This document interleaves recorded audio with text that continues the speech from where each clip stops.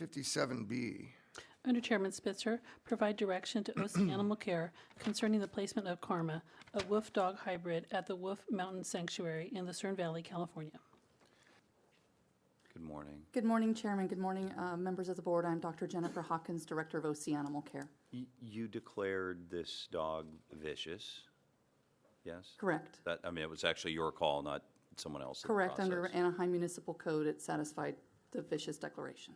Could you just help explain what went into making that determination and why you determined that this is a dog that should not be out in the public and should be put down? Absolutely, and I will start by saying this was not an easy decision to make. It's a very multifaceted case.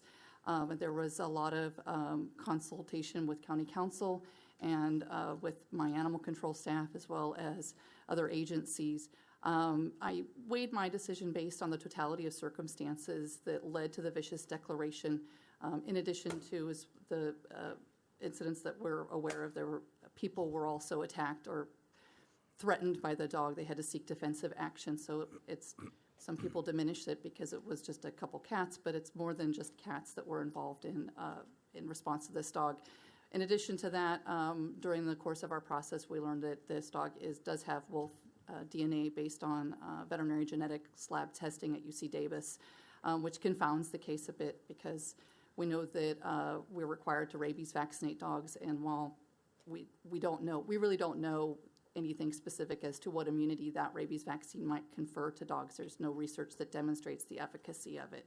So in a dog that has a high prey drive, has some genetics consistent with wolf, the state recognizes, by the way, any dog with as much as 1% wolf to be treated as an exotic animal. That kind of made things creative in that we know that this dog probably has more interaction between wildlife and people, more likelihood to have risk of infection with rabies and interaction with people. I'm not saying this dog's going to give people rabies, but all of those things were taken into consideration, and that it might not only be a risk for personal safety, but also a risk for transferring the rabies virus. What happened to the cats? Two cats were killed by this dog in the neighborhood, independent individual stories. I mean, is that unusual for a bigger dog? It's not common. It indicates high prey drive, and we do know that wolves have high prey drive. Centuries of breeding were required to domesticate dogs, and those dogs were chosen to have, we're trying to decrease bite risk, decrease aggression, decrease prey drive. We know that those characteristics are more dominant in wolves, and this particular dog was a domestic dog that in the recent past was bred back to wolf. It has either a wolf grandparent or great-grandparent, which means it has an increased tendency for those aggressive acts. I don't have any familiarity with this. If dogs chase cats, that's legendary cartoon material. But if a dog catches a cat and kills it because it shakes it around or it's bigger, is that a basis alone to declare a dog a vicious animal? Under Anaheim Municipal Code, it is if it kills a small animal or inflicts, somebody has to seek defensive action. There is no potentially dangerous designation in Anaheim, so any of the acts that would satisfy potentially dangerous or vicious in Anaheim ultimately lead it to a vicious designation. Okay. With regard to the two cats that it killed, it just catch them and kill them? My understanding is at least one of them, it's going onto other people's property. It's going under the garage door and getting in and killing the cat and then bringing it back to its yard and eating it. Okay. And as far as protection of cats, because those are domestic animals too, last I checked, is there any reason to believe that if this dog were allowed to go on, that it would stop eating neighborhood cats, given any opportunity to do so? No, there isn't, and my bigger concern is that I don't think it's going to make a distinction between a prey animal and a small child, or even potentially a person who's trying to interfere with the dog and its prey animal, as it may redirect that aggression towards people. So my biggest concern is public safety. Animal safety, of course, is a concern as well, but the two instances that we have recorded are close enough, in my opinion, to make me especially nervous about allowing this animal to have access to people. Do you have concerns about releasing this animal to a sanctuary? That's a great question. I did consider sanctuary in this deliberation process.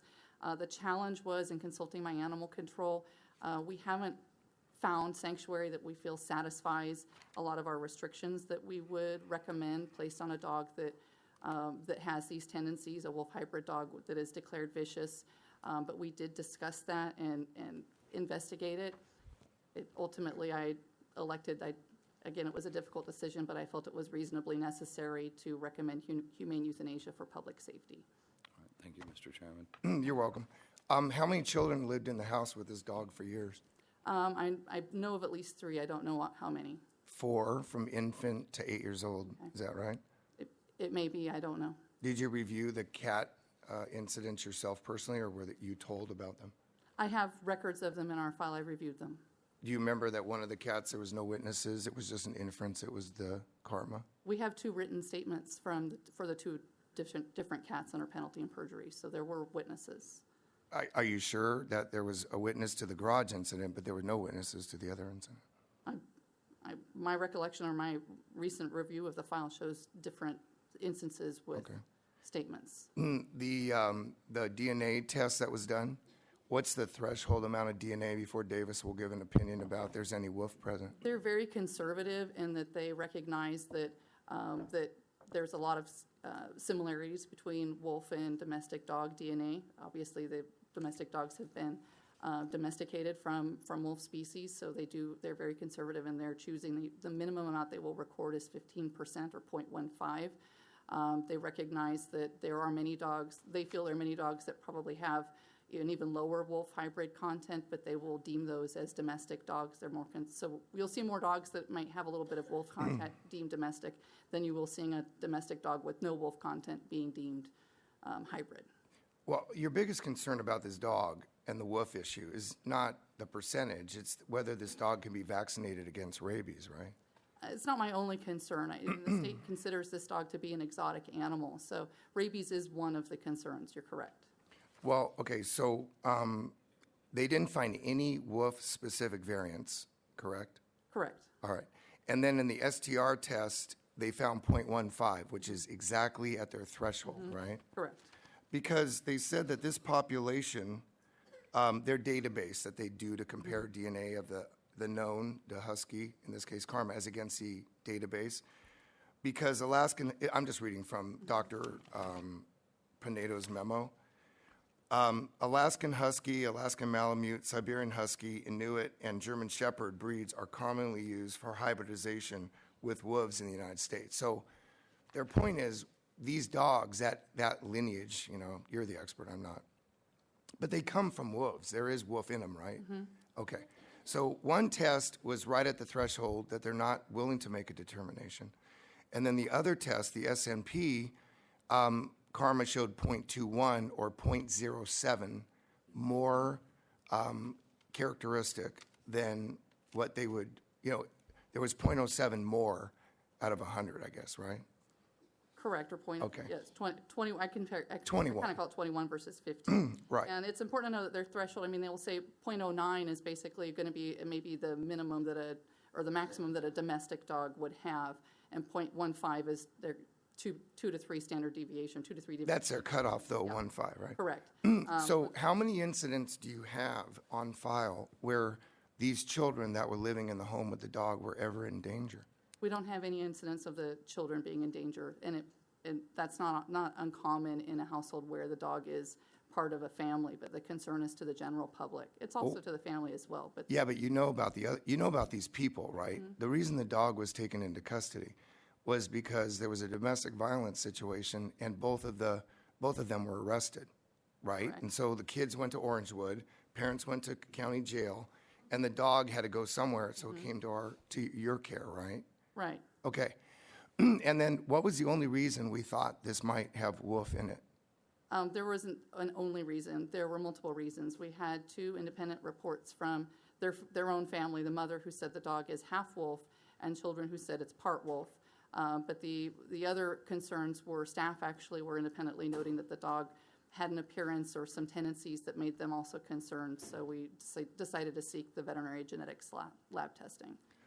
Okay. And I just want to clarify that regardless of the owner's behaviors or issues, we don't hold that against the dog. I mean, we're No, evaluating. no, but the point is, you had a call out there Correct. because these people allegedly, and everything I'm going to say is based upon reports, that they were engaged in drug use, and so there was an argument, and in fact, there's a report that the dog was neglected and not fed, right? Did you read that? Yeah.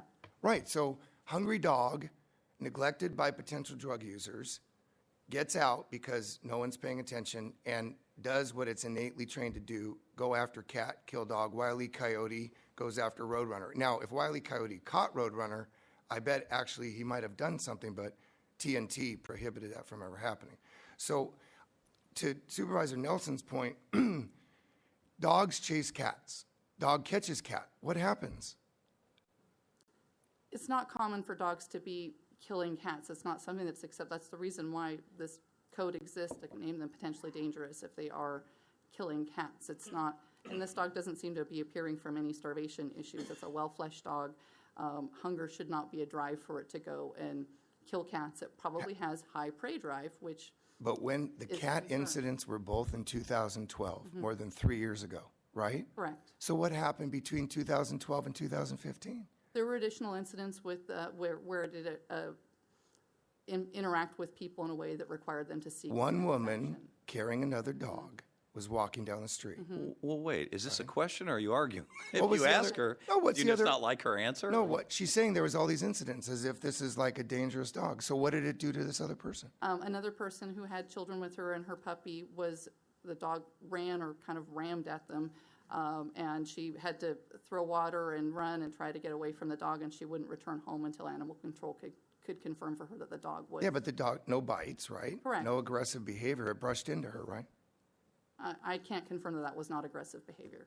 I'm just saying, I know I read, it brushed into her, didn't knock her down, no attempt to bite or try to get the other dog or the kids, right? That's not in there. Well, in my professional opinion, that's getting very close to an aggressive. I'm not arguing, you're the expert, I'm not. I'm just asking you what the facts are.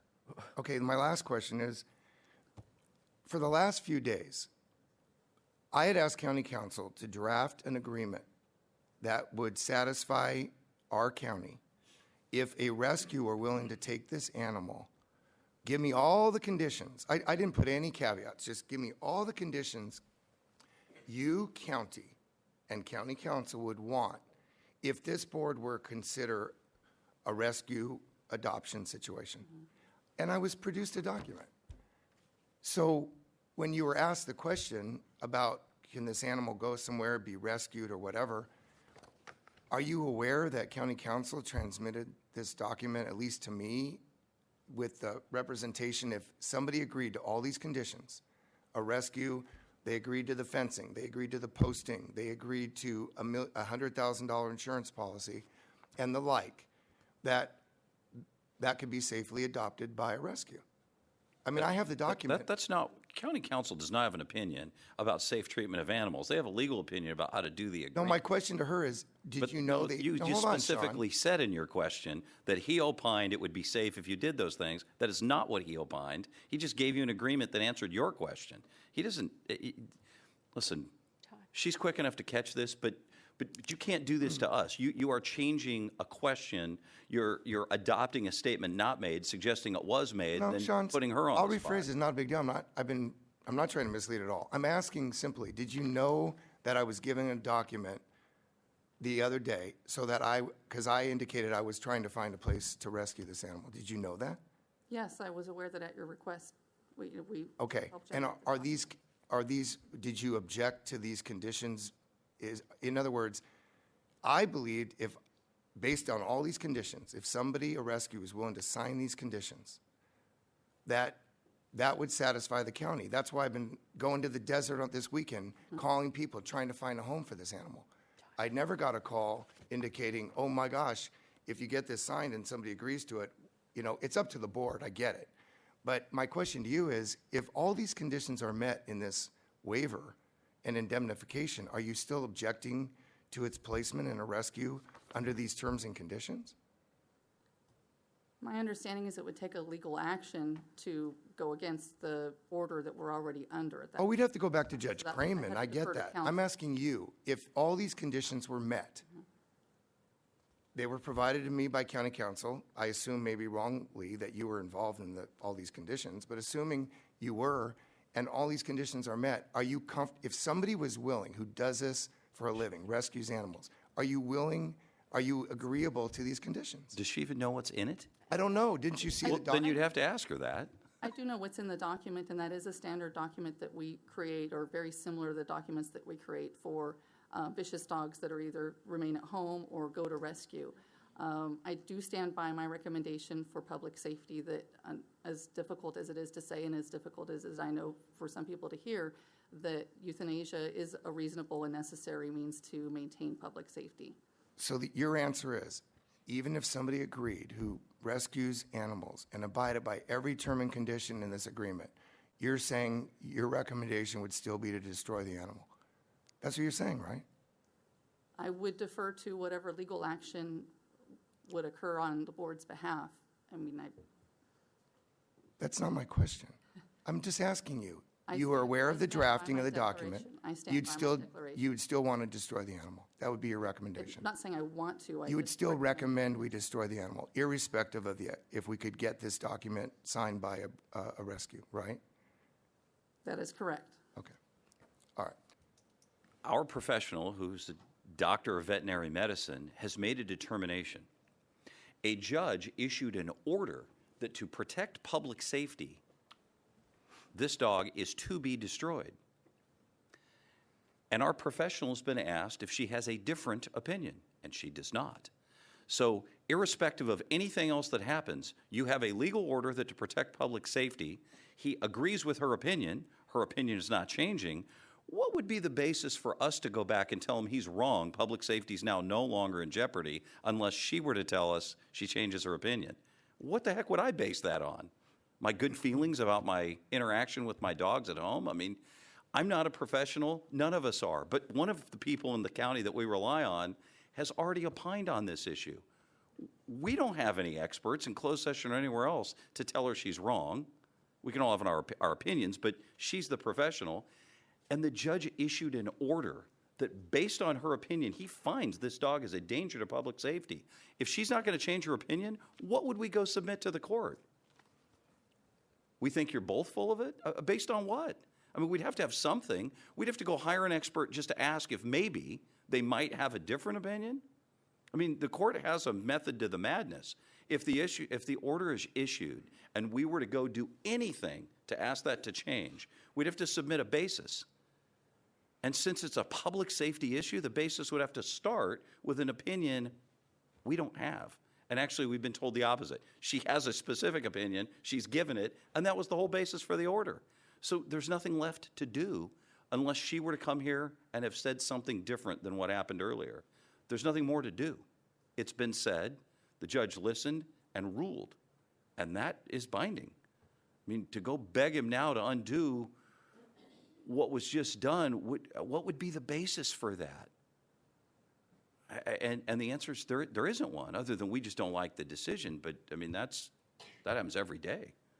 The only thing I'd respond to in that is that county council drafted a document that purported to represent that if certain conditions were met, there had to be posting on the premises. The person knew what they were doing and they were licensed. Vis-a-vis, there's been this whole discussion about the Wolf Mountain Sanctuary, which I went to Saturday. My point is, I have tigers and lions out in my district in Silverado, in the canyon, okay, between my house and Cook's Corner. And everybody knows they're out there, and they have tours and everything else. They are dangerous, vicious animals. If they got out, they would rip you apart and eat you. No doubt about it. But they're in captivity with certain restrictions, with certain people, like Fish and Game and others who know about them, and there's certain protections. There are entities which take wolf purebreds, and they're little dangerous probably. Wouldn't want them walking around. They take hybrids. Vice Chair Bartlett was looking on the internet last night. There are areas or rescues and places that specifically take wolf dog hybrids to rescue them. So I talked to a man this morning who takes pit bulls that were fighting fighter pit bulls, bred to fight, and he rescues them, lives in the middle of nowhere in Nevada. My point is, Dr. Hawkins can have her opinion, but if the board wanted to save this animal, there are places it can put this animal and still protect public safety. And there are people who take custody of these animals all the time. So no one's saying put it back in a home, but there are places that rescue these dogs. And I could argue all day long, she's the expert, she has a schooling, she has a degree. I don't, but I did interview the woman who did this DNA test. And the letter says specifically, do not use this to represent. The letter says this, do not use this to represent that this animal is anything other than a low content. I want to make sure I get it exact.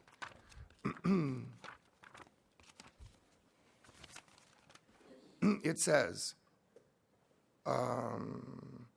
we typically do not provide comments regarding the wolf content in our reports, except in situations where high wolf content is found, and animals could potentially be wolves rather than hybrids. Quote, I mention this to you in the context of the present analysis to avoid the assumption, to avoid assumptions that Karma might have high wolf content. In fact, earlier in the letter, she specifically says this dog has low wolf content. If you know, so just be. How the terms here are obviously, but I'm not arguing it to say that I disagree with either the report or your characterization. But there are places you could put this animal. Right, like a wolf sanctuary, even though you're arguing it's not a wolf. No. The wolf. Let me just tell you about that. Saturday, I went to the wolf sanctuary.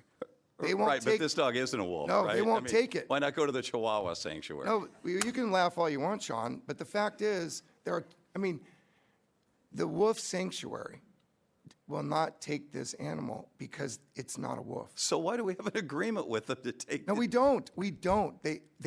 That's the whole point. It's more in line with what Vice Chair Bartlett found and other people I've been talking to, which are wolf-dog hybrid sanctuaries. There are other, this animal, if you look at this animal, this don't look like no wolf to me, okay? I saw wolves on Saturday. You know a wolf when you see it. This is a husky. And they have wolf lineage by definition. All right, so we're going to talk about it in closed session. Let's move on. And we'll keep going. But I don't want to kill this animal if we don't have to.